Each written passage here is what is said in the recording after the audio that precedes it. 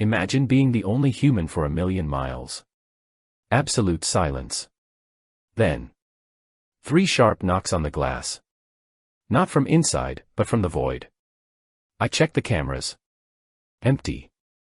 But the knocking didn't stop. It changed to a rhythm. Morse code vibrating through my skull, let me in. It's so cold out here.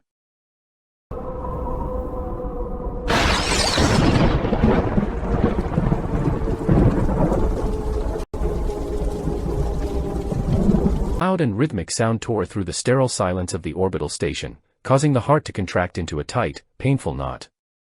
This acoustic intrusion was an impossibility, a direct violation of the fundamental laws of physics that had governed this cold, metallic world for the entirety of the mission. For 300 days, the only auditory companions had been the low, monotonous hum of the life support systems and the occasional whir of a cooling fan cycling on and off.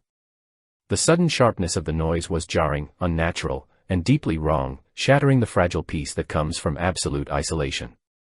It echoed not just through the recycled air of the cabin, but through the very bones of the listener, triggering a primal alert response that had no place in the vacuum of space. Logic immediately tried to assert control over the rising panic, reciting facts like a desperate mantra to ward off the fear. In a vacuum, sound cannot propagate. There is no atmosphere to carry the acoustic waves, only an infinite, suffocating nothingness that swallows all noise. If something had impacted the hull, the sound would have been a dull, vibrating thud conducted through the metal frame, not this crisp, airborne report. The sound heard was distinct, sharp, and undeniably external, yet physics dictated that outside the triple-reinforced titanium walls, there was only silence. This cognitive dissonance created a dizzying sensation, a vertigo of the mind that suggested either the universe had broken, or the observer's sanity had finally fractured under the weight of solitude. However, the sound repeated itself, and this time there was no mistaking its deliberate nature or its terrifying origin. 3 distinct, rhythmic strikes resonated through the cabin, sounding exactly like knuckles rapping politely against hard glass. It was the universal request for entry, a casual social gesture displaced into the most hostile environment imaginable. Someone, or something, was knocking on the outer hull, polite but insistent, asking to be let in from the void. The astronaut froze, suspended in zero gravity, muscles locked in a rigid paralysis while the mind raced to find a mechanical explanation.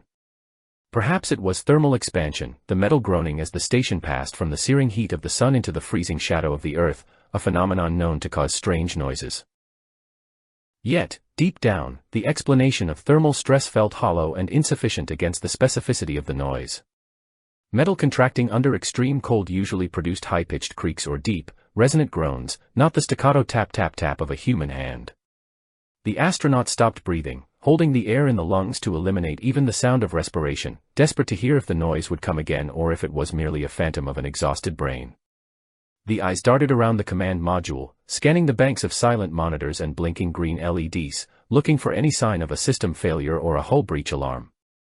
The station remained indifferent, its automated systems pulsing with a steady, rhythmic indifference that contrasted sharply with the terror beginning to take root in the human occupant. The silence that followed the second set of knocks was heavier than before, charged with a new, predatory quality. It was no longer the empty silence of absence, but the pregnant silence of a presence waiting for a response. The astronaut drifted near the navigation console, fingers hovering uselessly over the controls, afraid that any movement might acknowledge the solicitor outside.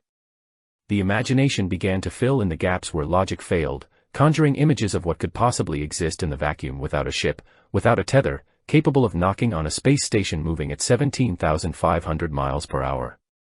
The sheer absurdity of the situation did little to quell the rising tide of adrenaline that made the hands tremble and the vision blur at the edges. Slowly, the gaze turned toward the source of the sound, drawn by a morbid compulsion to face the impossible. The acoustics of the station were deceptive, bouncing sound waves off curved metal surfaces, but the direction was unmistakable. The knocking had come from the direction of the main airlock, the primary gateway between the pressurized safety of the habitat and the lethal emptiness outside. It was the only point of ingress and egress, a heavily fortified threshold designed to keep the universe out. The thought that something was hovering just on the other side of that circular portal, separated by only a few inches of transparent aluminum and composite glass, sent a fresh wave of nausea rolling through the stomach. A terrible realization began to dawn, stripping away the comfort of the thermal expansion theory. If the sound was truly thermal deformation, it would be irregular, sporadic, and echoing through the main trusses of the station's spine. This sound was localized, specific, and terrifyingly intimate, centering squarely on the small observation porthole of the airlock hatch. The astronaut pushed off gently from the bulkhead, the body obeying a subconscious command to investigate despite the screaming protest of the survival instinct. Drifting through the stagnant air of the connection node, the distance to the airlock seemed to stretch into infinity, every inch gained increasing the dread of what might be waiting to be seen through the thick, multi-layered glass. The station creaked softly, a normal sound this time, but it caused the astronaut to flinch violently, sweat beading on the forehead and breaking free to float in tiny, shimmering spheres. The isolation of the past 300 days had eroded the barrier between reality and nightmare, and now, that barrier seemed to have dissolved completely. Standing, or floating, at the threshold of the corridor leading to the airlock, the astronaut waited, listening with an intensity that strained the eardrums. If the knock came a third time, there would be no denying it, no hiding behind the comfortable lies of physics or mechanics. The universe was knocking, and it demanded to be heard. He pushed away from the navigation panel with a movement so slow and deliberate that it barely registered as motion, his body unfolding like a coiled spring released in a realm where time had lost its meaning. The total absence of gravity allowed him to float effortlessly, yet the tension in his muscles was rigid and terrestrial, born of a fear that belonged on the ground, in dark forests, not in the sterile light of orbit. He navigated the narrow corridor of the command module with the grace of a ghost, his socks brushing silently against the padded handholds, terrified that even the friction of fabric against fabric might betray his location. Logic screamed that the vacuum outside was a perfect insulator, a wall of silence that no sound could penetrate, yet his primal instincts insisted that the entity knocking on the hull was listening for a reaction, waiting for the scurrying sounds of prey disturbed in its burrow. The journey to the external surveillance station felt like swimming through molasses, the air in the cabin seeming to thicken with every meter he traversed toward the darkened corner of the module. The hum of the station, usually a comforting background white noise of fans and pumps, now sounded like a roar in his heightened state of sensitivity, masking the potential scratching or tapping that might follow the initial knock. He kept his eyes fixed on the destination, a bank of monitors currently in sleep mode, their dark surfaces reflecting the blinking amber lights of the caution alarms like treacherous eyes. He controlled his breathing, forcing air in and out through his nose in shallow, measured drafts to avoid the ragged gasps that threatened to escape his throat and shatter the precarious silence he was trying to maintain. Reaching the surveillance console, he grabbed the stabilization bar with a grip so tight his knuckles turned the color of old parchment, anchoring himself against the drift. His body swung gently into position, his legs trailing behind him like the tail of a deep-sea creature, but his focus was entirely on the dark glass rectangles before him. He hesitated for a fraction of a second, his hand hovering over the activation panel, dreading what the electronic eyes might reveal once they opened to the void. If he turned them on, the quantum state of uncertainty would collapse. He would either see a monster and face madness, or see nothing and face a different, perhaps more insidious, kind of insanity. With a trembling finger, he pressed the master power switch, the plastic key clicking softly, a sound that seemed to echo like a gunshot in the confined space. The monitors flickered to life, scrolling through boot sequences and diagnostic text that seemed to take an eternity to resolve into coherent images. The glow from the screens washed over his face, painting his terrified features in cool, monochromatic tones of blue and gray, casting deep shadows into the hollows of his eyes. He breathed out a shuddering sigh as the system stabilized, the grainy static resolving into the harsh, high-contrast clarity of raw space footage transmitted from the hull. He began the sequence, his fingers dancing nervously over the keypad to maximize the feed from camera 1, trying to keep his movements fluid despite the tremors shaking his hands. This camera was mounted on the port side truss, angled to overlook the vast, glittering wings of the solar arrays that stretched out into the darkness like the sails of a cosmic galleon. Camera 1's image filled the central screen, a stark composition of blinding white and absolute, crushing black that burned itself into his retinas. The solar panels were bathed in the unfiltered intensity of the sun, every photovoltaic cell gleaming with a hard, metallic sheen that offered no place for shadows to hide. He leaned in, his nose almost touching the cold glass of the monitor, scanning the expansive grid for any anomaly, any silhouette that didn't belong in the geometry of the station. The structure was perfect, a rhythmic repetition of squares and lines that spoke of human engineering and order, untouched by anything biological. There was no creature clinging to the trellis, no dark mass absorbing the light, no scratching claws marring the delicate surfaces of the energy collectors. The panels rotated imperceptibly, tracking the star that gave them life, indifferent to the terror of the men watching them from the safety of the pressure shell. The sheer scale of the emptiness captured by the lens was dizzying, a reminder of how small the station was against the backdrop of the universe, a tiny spark of life in a graveyard of stars. He stared at the screen until his eyes watered, desperate to find a flaw, a glitch, something that could explain the sound, but the image remained stubbornly pristine. The vacuum around the panels was clear, devoid of even the smallest particles of dust, reinforcing the impossibility of an acoustic transmission. He felt a strange mixture of relief and disappointment. The lack of a visible threat did not solve the mystery, it only deepened the dread of the unknown. He exhaled slowly, the breath fogging a tiny patch of the screen before dissipating, and switched his attention to the second feed with a heavy sense of foreboding. Camera 2 offered a view of the forward docking node, a complex jumble of locking mechanisms, fuel couplings, and sensor arrays that formed the station's mouth. This was a place of shadows and crevices, a mechanical canyon where the light of the sun created deep, impenetrable pockets of darkness perfect for concealment.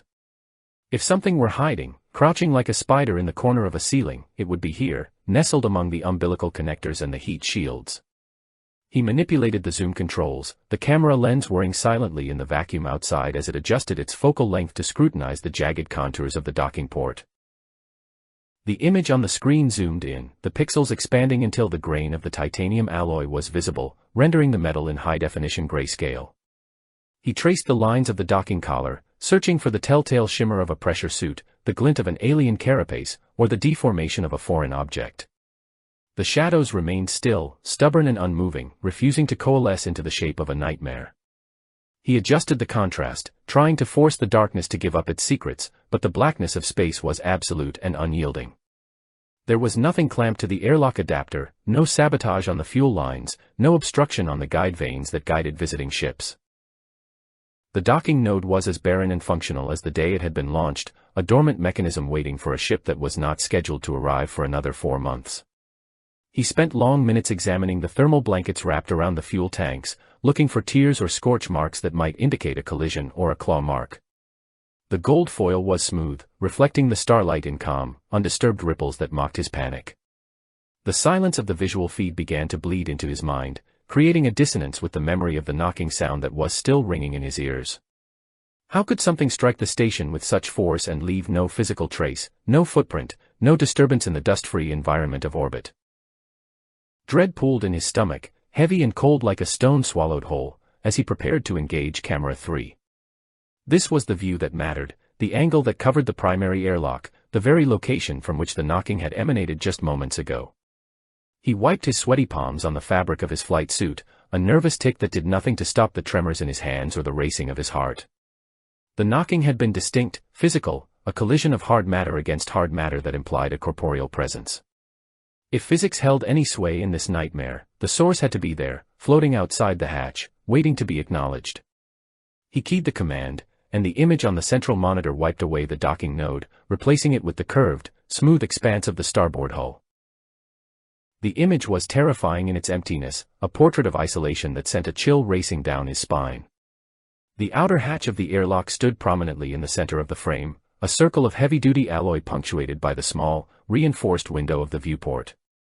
The thermal blanket covering the hull around it was pristine, its gold and silver foil unmarred by tears, scorch marks, or the grip of foreign hands. He leaned closer, squinting, trying to see through the glare of the station's floodlights that illuminated the egress point. There was no one. No floating figure tethered to the handrails, no drifting debris that could have impacted the glass, no loose panel flapping in a phantom wind. The area was aggressively empty, a vacuum within a vacuum, displaying a cleanliness that felt mocking in light of the auditory assault he had just experienced. He could see the rivets on the hatch, the warning labels printed in high-contrast block letters, the yellow grab bars designed for human hands in bulky gloves. Everything was exactly where it was supposed to be, a tableau of industrial perfection that offered no clues to the impossible event. The cognitive dissonance was splitting his mind apart, a wedge driven between his senses. He had heard the knock. It was not a vague noise, it was the sharp, articulate rap of knuckles on glass. Yet his eyes, aided by high-definition optics and distinct lighting, told him that the source of that sound did not exist. He panned the camera left and right, sweeping the area around the airlock with frantic, jerky movements of the joystick that betrayed his deteriorating composure. The camera motor swung the lens across the star field, the constellations blurring into streaks of light before stabilizing again into fixed points of cold fire. He was looking for anything, a bolt that had worked itself loose, a frozen fragment of waste ice, a micrometeoroid, anything that could explain the rhythmic, intelligent knocking. But the void offered no alibis, no convenient explanations to soothe his fraying nerves. The space around the station was clear, devoid of the clutter that usually accompanied low-orbit operations, a pristine wilderness of nothingness. The radar proximity sensors in the corner of the screen showed a flat, green line, confirming that no object larger than a grain of sand was within a kilometer of the station. He stared at that green line, willing it to spike, to show a glitch, to show a ghost, anything but the flat line of absolute solitude. The technology was functioning perfectly, the sensors were calibrated and active, and they were screaming into the silence that he was alone. The disconnect between the data and his experience was a chasm that threatened to swallow his sanity. He began to doubt the monitors, wondering if the feed had been looped, if the software had been hacked, if the camera was showing him a recording from yesterday instead of the reality of now. He checked the timestamps in the lower right corner of each monitor, his eyes darting back and forth between the digital clock and the mission timer. The seconds ticked by with relentless precision, synchronizing perfectly with the mission clock on the wall above the console. The time was correct. The feed was live. He watched a small fleck of dust on the camera lens catch the light and flare briefly, a dynamic imperfection that proved this was a real-time transmission. The reality was undeniable. He was looking at the exact spot where the knocker should be, and the spot was vacant. The emptiness outside seemed to press against the camera lens, a heavy, suffocating pressure that transcended the physical boundaries of the screen. A cold sweat broke out across his back, the moisture trapped between his skin and the synthetic fibers of his undersuit, creating a clammy, uncomfortable seal that made him shiver. He returned the camera to its default position, staring directly at the outer airlock door, waiting for it to move, for a face to appear in the window. But the glass remained black, reflecting only the distant stars and the terrifying expanse of the universe. The silence in the cabin seemed to deepen, becoming a physical weight that pressed against his chest, making it hard to draw a full breath. He was alone. The cameras proved it. The sensors proved it. The universe proved it. And yet, the memory of the sound remained, echoing in his mind with the persistence of a trauma. The distinct tap-tap-tap was not a hallucination, he felt it in his teeth, in the bones of his skull. It had been a communication, a request, a demand. The conflict between what he had heard and what he now saw created a vertigo that had nothing to do with zero gravity. He felt unmoored, drifting not just in space, but in reality, untethered from the cause and effect logic that governed the human world. He floated there, suspended in the blue glow of the monitors, a solitary figure confronting the impossible nature of his own isolation. He scrutinized the edges of the screen, looking for the telltale shimmer of escaping gas, thinking perhaps a seal had broken and the escaping air was creating the noise. But the vacuum around the hatch was invisible, devoid of the crystallization that would accompany a leak. The station was sealed tight, a perfect bottle floating in the ocean of night. There were no meteorites, no cosmic debris, no traces of other life. The station was a closed loop, a hermetically sealed coffin where he was the only breathing inhabitant. The realization settled over him like a shroud, the emptiness outside was not the problem. The problem was that the emptiness was knocking. The respite provided by the silence was cruel and momentary, a fragile glass floor that shattered beneath the weight of the returning sound. The knocking repeated, but the chaotic, random quality of the initial disturbance had vanished, replaced by a terrifyingly deliberate cadence that froze the blood in his veins. It was no longer the clumsy collision of debris or the groan of settling metal, it was a performance, a communication intended for an audience of one. The sound shifted its texture, becoming crisp, distinct, and rhythmic, cutting through the low-frequency hum of the life support systems with the sharpness of a scalpel. It was the sound of intelligence, of intent, of a mind operating in the darkness where no mind should exist. He remained suspended in the center of the command module, his body rotating slowly in the microgravity, while his mind raced to categorize the new acoustic pattern. The rhythm was binary, a sequence of short, sharp raps followed by longer, more resonant strikes against the station's outer shell. It was a language composed entirely of percussive strikes, a code that transcended the barriers of language and culture. The realization hit him with the force of a physical blow, staggering him in the zero-gravity environment and sending him drifting until his shoulder bumped softly against the padded wall. It was Morse code, the archaic language of dots and dashes that had been drilled into his memory during the earliest, most grueling days of his flight training. Deciphering the code was not a conscious act. It did not require him to fetch a manual or consult a computer database. The training had been thorough, embedding the rhythmic patterns deep into his subconscious alongside the protocols for fire suppression and rapid depressurization. His brain acted as an automatic translator, bypassing his terrified conscious mind to convert the raw audio data into intelligible thought. The first sequence was universally recognizable, a pattern that even a child would know from movies and adventure stories. 3 short taps. 3 long dashes. 3 short taps. The classic signal of distress. Save our souls. The irony of hearing a cry for help when he was the most isolated human being in existence threatened to unhinge his reason. The signal for SOS was merely the preamble, a header to establish the channel of communication, ensuring that the listener was paying attention. After a brief pause, a beat of silence that felt heavier than the vacuum itself, the tapping resumed with a new complexity. The sounds were meticulously spaced, ensuring there could be no misinterpretation, no room for the comforting lie that this was a mechanical failure. The first letter was formed by 3 long dashes. Oh, he mouthed the letter silently, his lips dry and cracked. The second letter followed, a short tap, 2 long dashes, and a short tap, P. The third was a single short tap, E. The final letter of the word was a long dash followed by a short tap, N. The word hung in the stale air of the cabin, a polite request that implied a visitor standing on a porch, not a monstrous entity floating in the lethal radiation of the exosphere. Open. The cognitive dissonance was nauseating, a spinning sensation that had nothing to do with the lack of gravity or the Coriolis effect. The entity was asking to be let in. It understood the concept of a door, the concept of a barrier, and the concept of permission. It was adhering to social protocols that had no place in the void, acting with a horrifying mimicking of humanity. He gripped the edge of the console, his knuckles turning white, forcing himself to keep listening, to endure the message that was being tapped out by the invisible hand. The knocking continued, the tempo remaining steady and calm, contrasting horribly with the rising panic that was constricting his chest. The next word began to form, simpler this time, more direct. 2 long dashes, M, a single short tap, E, me. The grammar was primitive, stripped of nuance, reduced to the raw essentials of communication. Open me. Or perhaps, open for me. The ambiguity was terrifying, but the tapping did not stop there. It flowed into the next word without hesitation, the entity outside seemingly eager to convey its physical state, to elicit sympathy or perhaps to mock the fragility of the human condition. The final word of the transmission began with a long dash, a short tap, a long dash, and a short tap, C, then 3 long dashes, O, then a short tap, a long dash, 2 short taps, L, and finally, a long dash followed by 2 short taps, D. The sentence completed itself in his mind with the finality of a coffin lid slamming shut.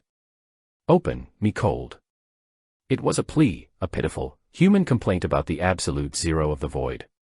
The concept was ludicrous, a biological entity surviving the vacuum long enough to complain about the temperature, yet the knocking was there, vibrating through the metal structure of the station.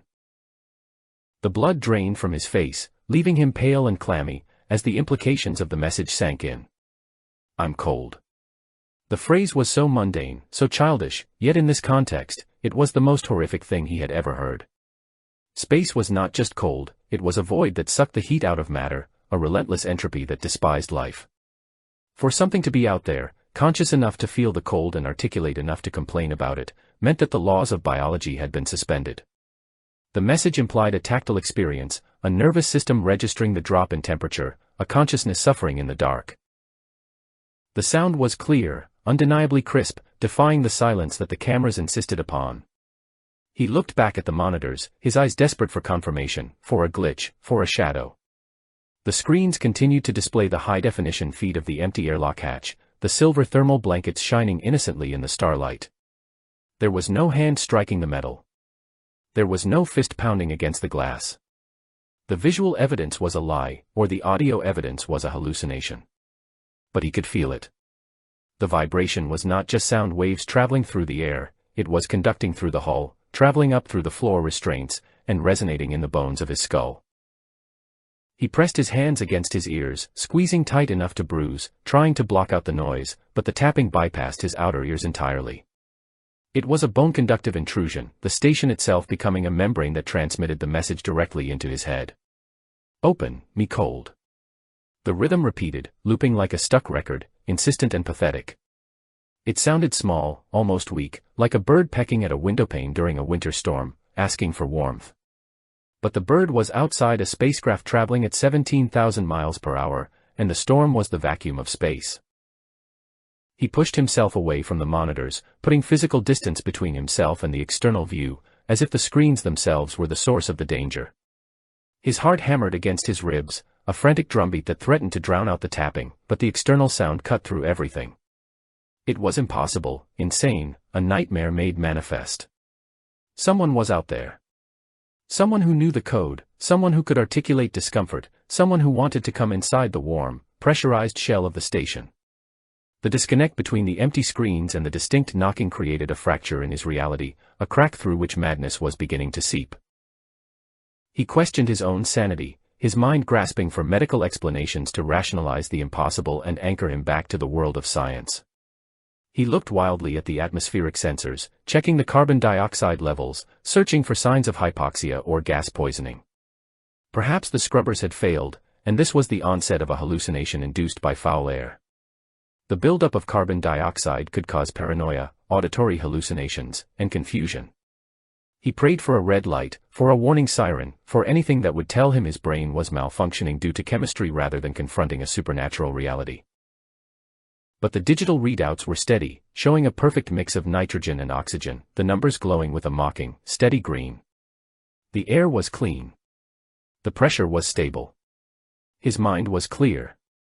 This was not a delusion born of a dying brain, it was an objective reality occurring in the one place where it should be impossible. The station's diagnostic systems were functioning perfectly, confirming that he was physically healthy and the environment was safe. This clarity was worse than the confusion, because it stripped away the last defense he had against the truth. The knocking was real. The message was real. The tapping grew slightly louder, the rhythm speeding up just a fraction, conveying a sense of urgency and desperation that matched his own rising terror.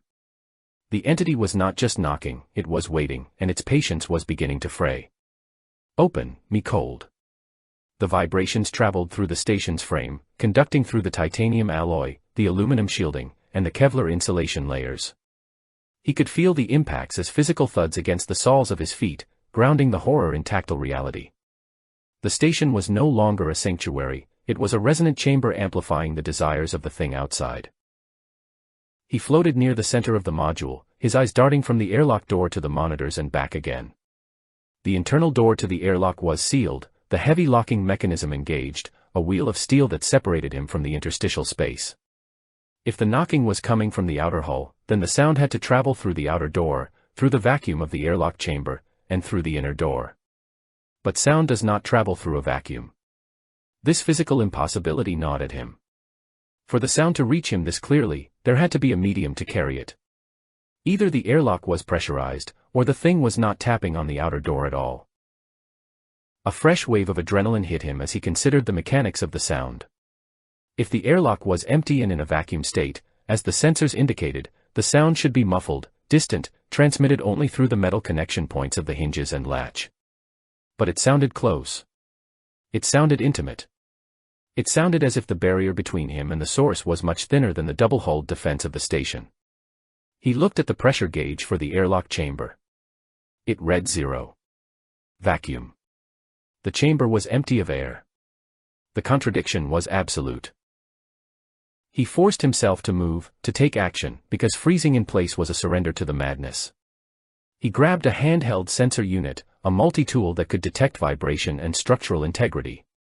He needed to pinpoint the source of the sound, to prove to himself that it was a mechanical anomaly, a loose pipe banging against a strut, a thermal expansion joint popping in the cold. He kicked off the wall and drifted toward the bulkhead that separated the command module from the transfer tunnel leading to the airlock. The knocking continued, steady and pleading. "Open. Me. Cold." As he moved closer to the source, the sound became more defined, the separation between the dots and dashes more distinct. It wasn't just a mechanical tapping, there was a wet, organic quality to the sound, like bone hitting metal, skin compressing against glass. It sounded unmistakably biological. He stopped at the entrance to the tunnel, holding the sensor against the wall. The readout spiked in perfect synchronization with the knocks. The vibration was localized. It wasn't coming from the solar arrays or the engine block. It was coming directly from the airlock assembly. The realization that the entity was specifically targeting the entry point was chilling. It wasn't just banging on the side of the station randomly, it had found the door. It knew where the entrance was. This implied a level of awareness and spatial reasoning that ruled out space debris or mindless animals. The thing outside knew what a station was, knew what an airlock was, and knew that inside, there was warmth and air. The plea, "I'm cold," suggested a memory of warmth, a longing for a state of being that was no longer its current reality. It was a ghost of a sensation, haunting the creature as much as the creature was haunting him. He stared down the short, dimly lit tunnel toward the inner airlock door. The circular window in the center of the hatch was a black eye staring back at him. The knocking was coming from the other side of that door, from the space that should be empty, from the void that should be silent. He felt a profound sense of violation. The station was his capsule, his bubble of life in the infinite deadness of the universe. To have it besieged, to have the silence invaded by this polite, terrifying request, felt like a desecration. The boundary between the living and the dead had been breached, not by a physical rupture, but by a sound that refused to obey the laws of physics. Panic began to seize the rational centers of his mind, spreading like a viral infection through the neural pathways that were supposed to be fortified by years of rigorous psychological conditioning. He stared at the diagnostic panel with wide, bloodshot eyes, pleading with the machinery to validate his terror, to show him a red light, a flashing warning, or a critical failure notification. But the station remained stubbornly, terrifyingly healthy. The sensors for hull integrity, cabin pressure, and atmospheric composition burned with a steady, unwavering green light that mocked his crumbling sanity. These indicators were the gospel of his existence, the only objective truth in a universe of variables, and they were telling him that he was safe, that the hull was breach-free, and that the vacuum was exactly where it was supposed to be, on the outside. The disconnect between the empirical data and his sensory experience created a fissure in his reality, a schism that threatened to swallow him whole. If the machines were right, then he was insane. If he was right, then the machines, and the laws of physics they monitored, were wrong. He grabbed the sides of his head, his palms pressing hard against his temples as if he could physically crush the auditory hallucinations back into the silence from which they came. He squeezed his eyes shut, trying to retreat into the darkness of his own mind, but the sound was relentless, bypassing his ears to resonate directly in the fluid of his inner ear. It was a physical intrusion, a violation of his body's boundaries that made him feel naked and exposed in the center of the command module. The knocking, which had started as a polite request, began to evolve, shifting from a rhythmic communication into a frantic, chaotic barrage that sounded like a drumroll of pure desperation. The entity outside was no longer asking, it was demanding, pounding against the hull with a fervor that suggested a creature drowning in the sea of night. The vibrations shook the loose equipment in the cabin, causing a pen floating near the ceiling to drift erratically and a checklist clipped to the wall to flutter as if caught in a draft. The tempo increased, the dots and dashes blurring together into a stream of consciousness that his mind scrambled to decode in real time, the translation appearing in his thoughts like subtitles on a nightmare. The message repeated itself with sickening frequency, a loop of misery that eroded his will to resist. Let me in. Let me in. Let me in. The Morse code was frantic, the spacing between words disappearing as the knocker's desperation mounted. Then came the qualifiers, the descriptions of the hell outside that made the astronaut's skin crawl with sympathetic phantom sensations. Me cold. The tapping spelled out. Here so dark. The addition of the word dark added a new, terrifying dimension to the plea. It wasn't just the thermal absence that was tormenting the visitor, but the crushing, absolute visual isolation of the void. It implied that the thing outside had eyes, that it was looking for light, that it was aware of the warmth and illumination just inches away behind the metal and glass. He whimpered, a low sound that was lost in the cacophony of the hull vibrations, and curled his body slightly, adopting a defensive posture in the weightlessness. The knocking was getting louder, rising in decibels until it sounded less like knuckles and more like a hammer, or a rock, or a frozen fist made of ice and bone. It was the sound of something that would not stop until it either gained entry or destroyed itself against the barrier. Open. Open. Open. The command was relentless. He felt the vibrations in his teeth, a buzzing ache that made it impossible to clench his jaw. The station, once his fortress, had become a torture chamber where the walls themselves were screaming at him. Desperation clawed at his throat, a need to escape the noise before it shattered his mind completely. He needed silence. If he couldn't stop the sound from happening, he needed to stop his brain from processing it. He needed to numb the receptors, to dull the sharp edges of his panic until the world became soft and distant. His eyes darted around the cabin, landing on the medical storage locker mounted on the bulkhead near the sleeping quarters. The white cross on the red background promised chemical oblivion, a temporary ceasefire in the war being waged against his senses. He pushed off from the navigation console with a frantic kick, his movement clumsy and uncoordinated, sending him tumbling through the air rather than gliding. He collided with the opposite wall, his shoulder slamming into a padded strut, but he ignored the flare of pain. He scrambled along the handholds, his breath coming in ragged, shallow gasps that fogged his vision. The station felt like it was shrinking, the walls closing in to crush him, the air growing heavy and thick. He reached the medical bay, his hands shaking so violently that he could barely grip the latch of the supply cabinet. The knocking was directly behind him now, or perhaps all around him, an enveloping sphere of noise that had no single point of origin. Me cold. Me cold. Me cold. The rhythm was syncing with his heartbeat, driving it faster, pushing it to the brink of fibrillation. He clawed at the latch of the medical kit, his fingers slippery with sweat, his fine motor skills reduced to the clumsy fumbling of a toddler. The mechanism was designed to be secure, to prevent accidental opening during launch or maneuvers, but in his panic, it felt like a puzzle designed to kill him. He yanked at the handle, using brute force where finesse was required, gritting his teeth as the metal dug into his skin.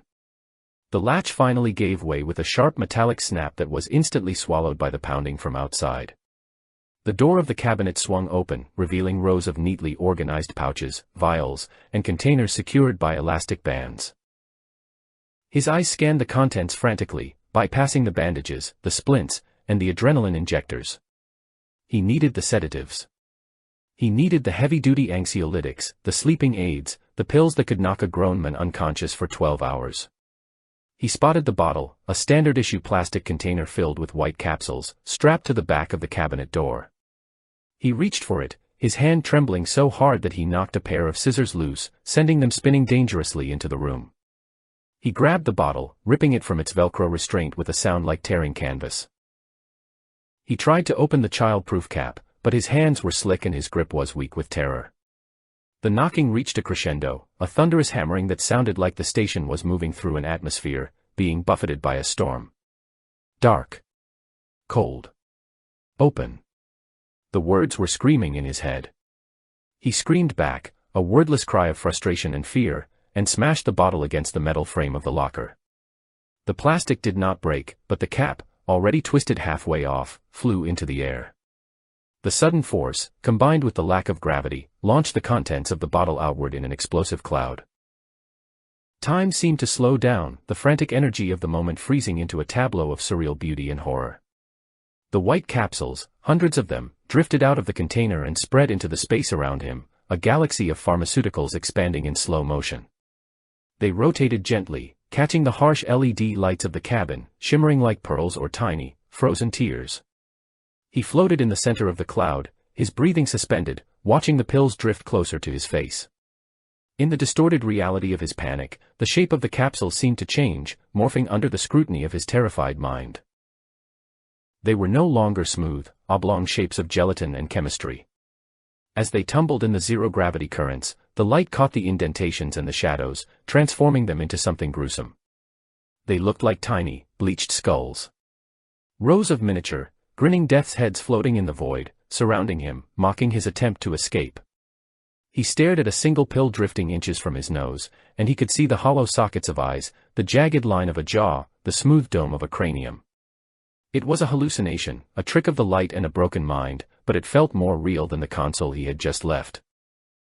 The cloud of skulls swirled around him, a macabre blizzard that refused to settle. He swatted at them, his hands passing through the cluster, sending the tiny skulls spinning away in new directions, only for them to rebound off the walls and drift back toward him. The sound of the knocking continued, but now it seemed to be coming from the mouths of the skulls, a chorus of clicking, rattling teeth chattering the message. Cold. Cold. Cold. The visual and auditory hallucinations merged into a single, overwhelming sensory nightmare. He was drowning in death, surrounded by the avatars of his own mortality, trapped in a tin can with a ghost that wanted to come in from the cold. He tried to catch one of the pills with his mouth, a desperate attempt to ingest the sedative and end the waking nightmare, but it bounced off his lips and floated away. He was paralyzed, suspended in a nebula of bone-white medication, unable to move, unable to think, unable to do anything but listen to the plea from the void. The irony was crushing. He was surrounded by the cure for his panic, literally bathing in it, yet he could not grasp it. The tiny skulls stared at him with their empty eyes, judging him, waiting for him to join them in the lifeless drift.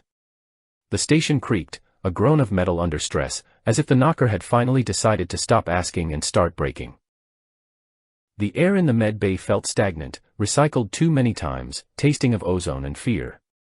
He watched the pills disperse further, filling the volume of the compartment, turning the room into a snow globe of death. Every time a capsule hit a wall, it made a tiny, almost inaudible tick, a counterpoint to the heavy, booming thuds from the hull. Tick. Boom. Tick. Boom. The rhythm was hypnotic, pulling him deeper into the abyss of his own psyche. He realized with a jolt of horror that the rhythm of the pills hitting the walls was matching the rhythm of the knocking outside.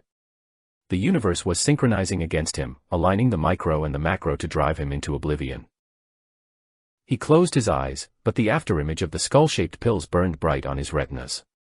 He couldn't escape the vision. He couldn't escape the sound. He was trapped in a box, buried alive in the sky, with a shovel banging on the lid.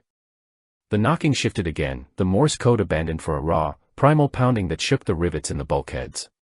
The thing outside was angry now. The politeness of the initial please was gone, replaced by the fury of rejection. The vibrations rattled the remaining contents of the open medical locker, shaking loose a roll of gauze that unspooled like a ghostly serpent, winding its way through the field of floating skulls. He hung there, a specimen in a jar, while the reality of his situation crystallized into a horrifying clarity. The sensors were green because the sensors were designed to measure physics, and this was not a physical phenomenon. Or worse, the sensors were green because the thing outside was not outside in the way he understood it. The distinction between interior and exterior was blurring. The cold was seeping through the insulation. The darkness was leaking through the hull plates. The pills were skulls. The silence was loud. The logic of the world had inverted, and he was the only variable that refused to change, the only thing that was still terrified in a universe that had gone mad. He opened his eyes and looked at the floating cloud again. One of the pills drifted close to his eye, and he saw the manufacturer's code printed on the side. In his delirium, the letters rearranged themselves. Instead of a batch number, he saw the letters SOS. He laughed, a dry, brittle sound that tore at his throat. Even the medicine was calling for help. Even the inanimate objects were screaming. He reached out a trembling hand and grabbed a handful of the drifting skulls, crushing them in his palm, not to eat them, but just to destroy something, to exert some power over his environment. The powder erupted from his fist-like smoke, a white ghost released into the cabin, adding a choking dust to the already claustrophobic atmosphere. The knocking did not stop. It only got closer. A sudden, piercing clarity struck him, sharper and more violent than the fear that had been clouding his judgment moments before. It was an intellectual epiphany that cut through the haze of adrenaline like a diamond drill, forcing his mind to stop its chaotic spinning and focus on a single, impossible fact. The sound was wrong. It was not just terrifying because of its rhythm or its message, it was terrifying because of its acoustic quality. The tapping was too crisp, too immediate, and far too loud to be originating from the vacuum side of the station's outer shell. He knew the schematics of the hull by heart. He knew the thickness of the shielding designed to protect him from micrometeoroids and orbital debris. The outer skin of the station was a complex, multi-layered armor composed of ceramic fabrics, Kevlar, Nextel, and thick plates of aluminum alloy. Between those layers were gaps designed to shatter projectiles and disperse energy, a chaotic lattice that acted as a superb dampener of vibration. If something were striking the outermost layer of the station, the sound would have to travel through independent bumpers, across vacuum gaps, and through heavy insulation before reaching the pressurized shell. It would be a dull, thumping bass note, a muffled vibration felt in the soles of the feet rather than heard with the ears.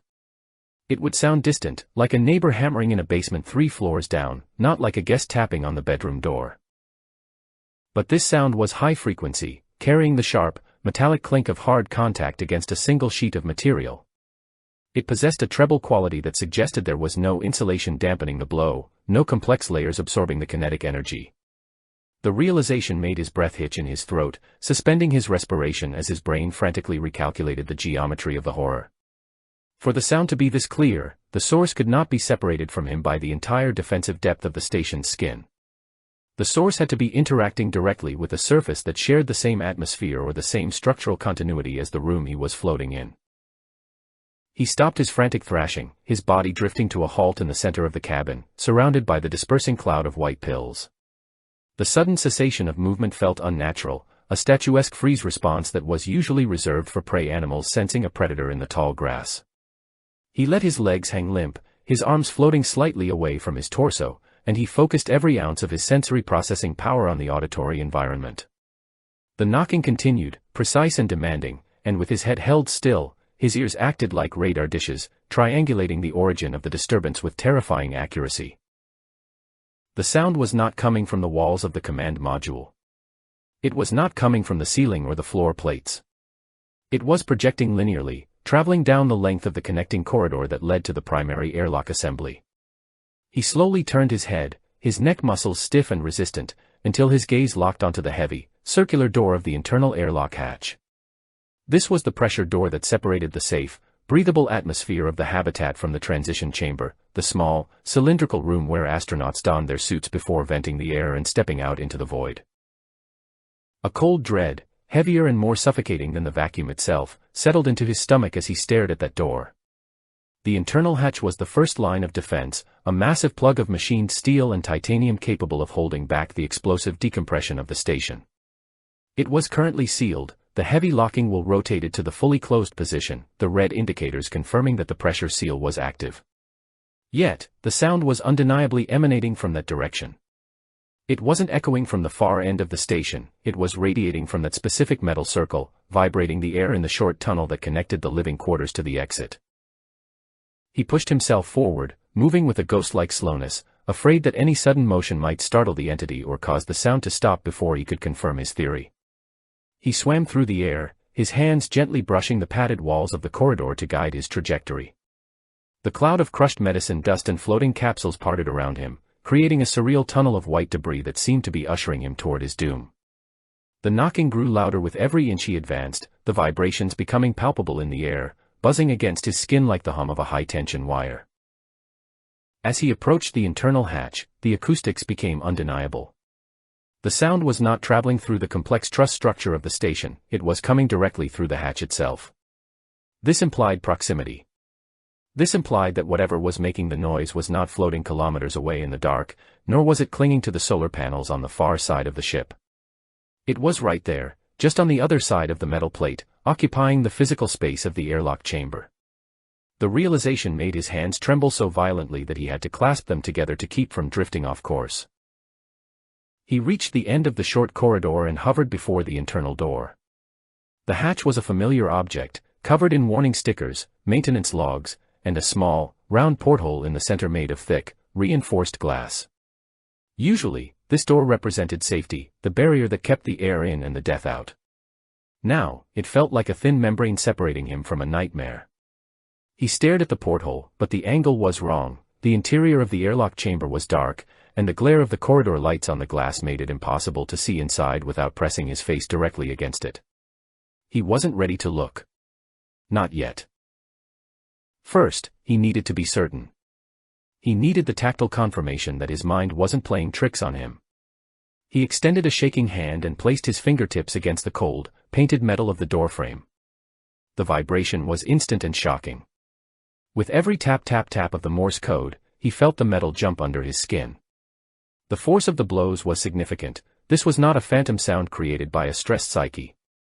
Something physical was striking the other side of this specific door, or the space immediately adjacent to it. The energy transfer was direct, undiluted by the vacuum gaps of the outer hull. He took a deep breath, the air tasting stale and metallic, and pulled himself closer, rotating his body so that his ear was parallel to the flat surface of the hatch. He closed his eyes, shutting out the visual distractions of the station, the blinking lights, the floating debris, and focused entirely on the sense of touch and hearing. He pressed his ear against the cold, hard steel of the locking mechanism. The moment his skin made contact, the sound exploded into his skull with deafening clarity. It was no longer a distant tapping, it was a thunderous, resonant pounding that rattled his teeth. The conduction of the sound through the solid metal confirmed the impossible geography of the event. The source was not outside the station. It was not in the vacuum of space. It was inside the airlock chamber. It was in that small, telephone booth-sized cylinder that existed between the inner door and the outer door. The chamber was designed to be a transitional space, a limbo between the world of life and the world of death. Right now, according to every sensor on his panel, that chamber was depressurized. It should be a vacuum. It should be empty. It should be silent. Yet, the clarity of the sound defied the sensors. If the chamber were truly a vacuum, the sound waves would have no medium to travel from the striker to the inner door, unless the striker was hammering directly on the inner door itself. But the pattern of the sound, the slightly hollow resonance, suggested it was hitting the walls of the chamber or the outer hatch from the inside.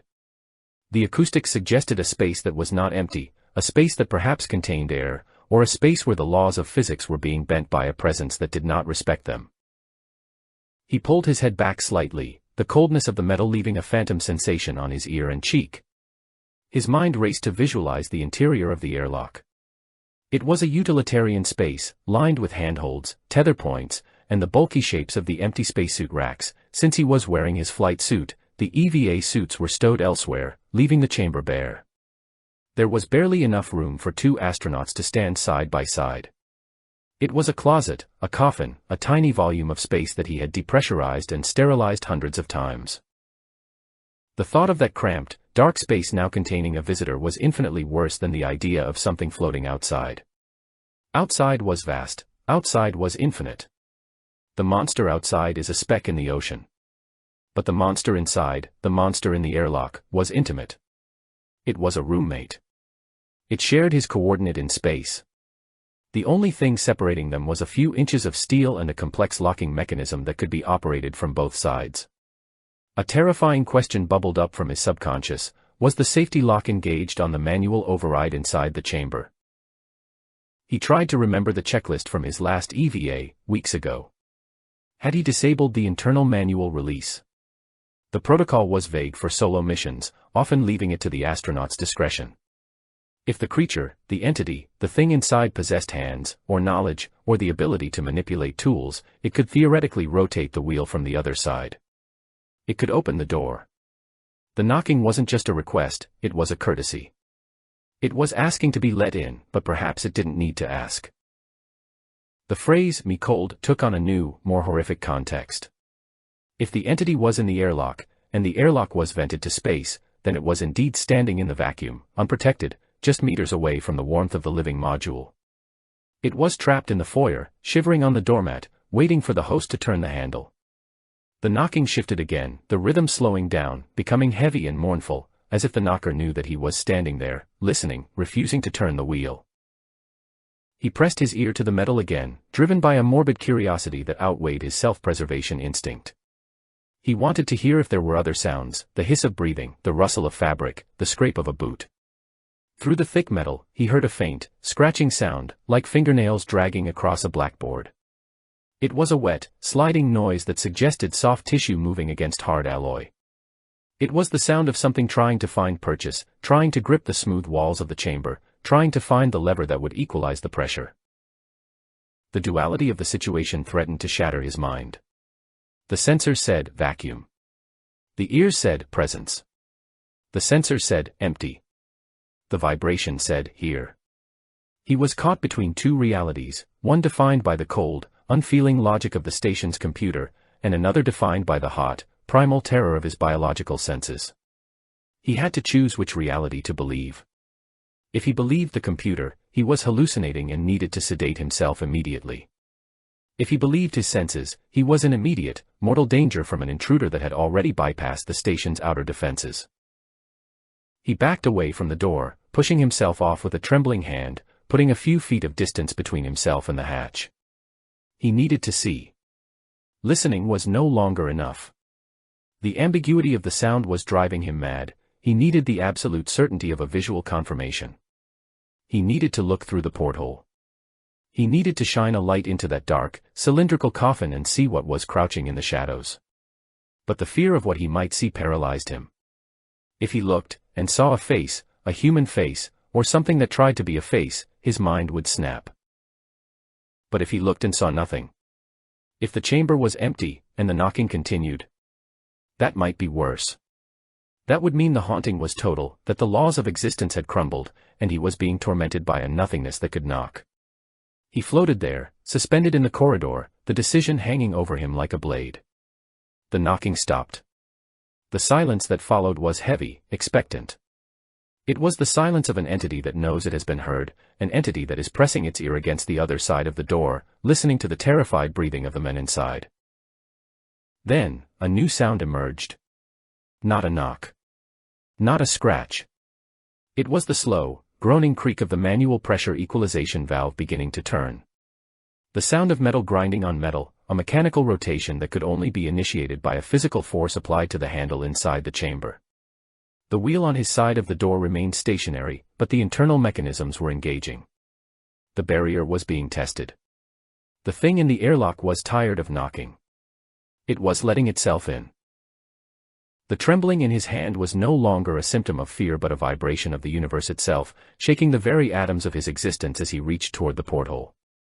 The circular glass of the inner hatch, usually clear and inviting, was obscured by a thick, opaque layer of condensation that had formed on the cold metal surface. It was a veil of gray moisture, a weeping of the machine that hid the truth of the airlock chamber from his prying eyes. He hesitated, his fingertips hovering millimeters from the wet surface, knowing that the act of wiping it clean was an irreversible boundary. Once the glass was clear, the quantum state of the unknown would collapse into a singular, undeniable reality, and he was terrified that his mind was not structural enough to support the weight of what he might see. He pressed his palm against the glass, the coldness of it searing his skin like a brand of ice, shocking his nervous system into a state of hyper-awareness. With a jerky, spasmodic motion, he wiped his hand in a wide arc, smearing the water droplets to the edges of the frame and creating a ragged window of clarity.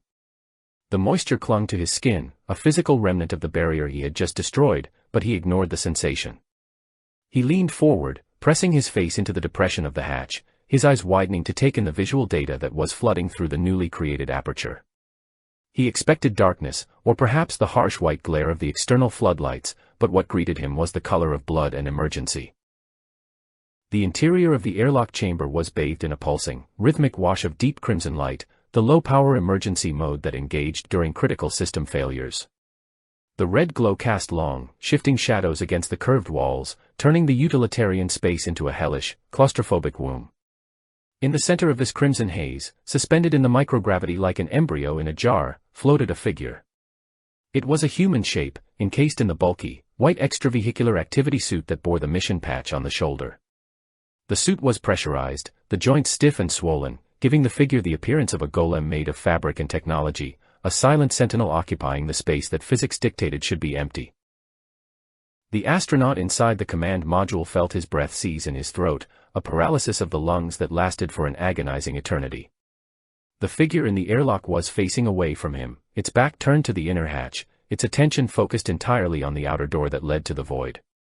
The helmet was a smooth, white dome reflecting the red emergency lights, concealing the identity of the occupant, but the movements were unmistakably, terrifyingly human. The figure was not floating passively, it was thrashing with a desperate, frantic energy, its gloved fists hammering against the locking mechanism of the outer hatch. The violence of the action sent tremors through the hull that the observer could feel in his own fingertips. A wave of confusion crashed over him, warring with the terror for dominance in his fractured mind. The knocking he had heard, the rhythmic pounding that had driven him to the brink of insanity, had not been a request to enter the station. The geometry of the sound had been deceptive, filtered through his own assumptions of safety and exclusion. The figure in the airlock was not trying to break in through the inner door, it was trying to break out through the external hatch. It was pounding on the exit, desperate to escape the confines of the airlock, desperate to throw itself into the lethal embrace of the vacuum rather than remain in the transition chamber. The realization was a cold spike in his chest, overturning his understanding of the threat. Why would a stranded astronaut, assuming this was a rescue or a survivor, be trying to flee back into the darkness? The figure's movements were not the calculated actions of a professional engineer, they were the flailing, animalistic motions of pure panic. The gloved hands clawed at the manual override wheel of the outer door, slipping and fumbling in their haste, striking the metal with a futility that spoke of absolute terror. The Morse code message echoed in his memory, open. Me. Cold. And suddenly the interpretation shifted. It wasn't a plea for warmth, it was a plea for release. As if sensing the gaze burning into its back, or perhaps feeling the vibration of the observer's presence through the deck plates, the figure in the airlock suddenly ceased its frantic assault on the outer door. The stillness that followed was more terrifying than the violence, a pregnant pause where the universe seemed to hold its breath. Slowly, with the agonizing grace of a body in zero gravity, the figure began to rotate. The boots drifted downward, the torso twisted, and the white helmet turned to face the inner porthole. The red light glinted off the gold-coated visor, momentarily obscuring the face within, creating a mask of anonymous reflection that refused to yield its secrets. The observer in the command module could not look away, he was transfixed, a moth pinned to a corkboard by a needle of dread. He leaned closer to the glass, his nose touching the cold surface, his eyes straining to pierce the glare of the visor. The figure completed its rotation, drifting closer to the window until it was only inches away, separated only by the layers of reinforced polycarbonate and the vacuum of the moral abyss. The emergency light flickered, the red pulse dimming for a fraction of a second, and in that moment of shadow, the interior of the helmet became visible. The face inside was illuminated by the faint glow of the suit's internal heads-up display. The scream that tore through the observer's mind was silent, a psychic rupture that shattered the last remnants of his sanity. The face staring back at him from inside the helmet was not a stranger, not an alien, not a monster from the deep dark. It was his own face. It was every line, every pore, every shadow of the men he saw in the mirror every morning. It was the face he had shaved 300 times in orbit. It was the face of the men who had launched from Earth with dreams of discovery.